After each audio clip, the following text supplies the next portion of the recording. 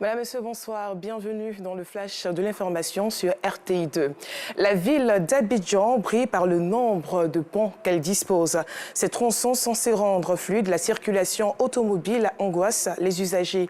Les barres de fer censées protéger les piétons qui empruntent ces voies n'existent plus que de nom. Rouillées et tordues par endroits, ces barrières nécessitent un réel entretien. Un reportage d'Abdoul Guira à suivre dans le 19h30. Le ministère de l'Éducation nationale et de l'alphabétisation a instauré depuis des années les jupes paysannes pour les filles et les pantalons pour les garçons dans les lycées et collèges en vue de promouvoir une école de qualité et lutter contre les grossesses en milieu scolaire. Cette mesure est-elle respectée? Les réponses avec Ido Fofana dans le 19h30. Le Conseil national de la jeunesse malienne de Côte d'Ivoire a organisé une conférence débat à la Fondation Amadou Ampateba, située dans la commune de Cocody. Au cours de cette rencontre, les jeunes maliens et ivoiriens ont été entretenus sur les dangers de la migration et l'importance de la culture dans le développement. Plus de détails dans l'édition de ce soir. En sport, le comité d'organisation de la CAN 2023 a organisé ce jeudi la première édition de son Business Club destiné à présenter ses besoins aux PME ivoiriennes. Des échanges B2B enrichissants. Les détails de Salif Ouattara et Jean-Sylvain Esso.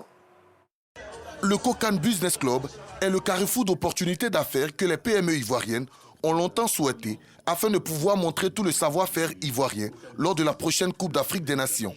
En tenant ce premier Business Club, le COCAN veut surtout faire connaître ses besoins au secteur privé local.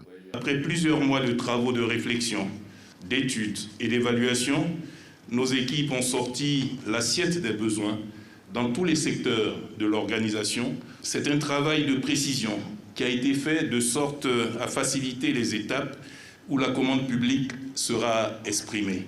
Pendant 3 heures, les jeunes chefs de département et de projet COCAN ont ainsi listé ses besoins lors de 4 sessions.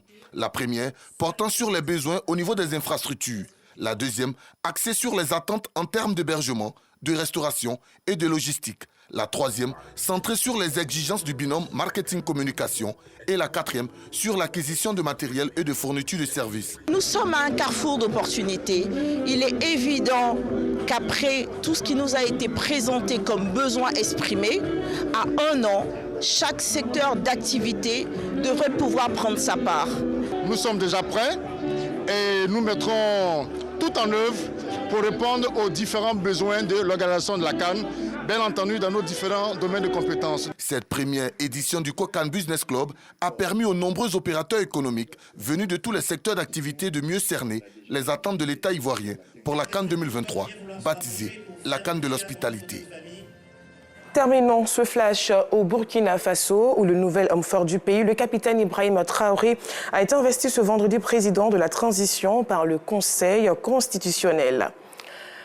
Voilà, fin de ce flash. L'actualité revient à 19h30.